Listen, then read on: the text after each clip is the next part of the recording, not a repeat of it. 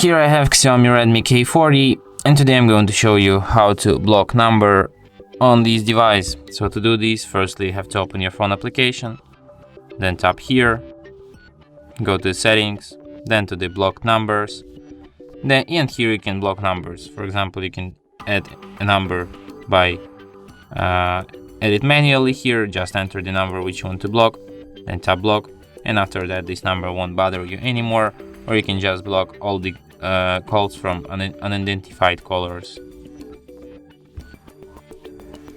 And that's it. Thanks for watching.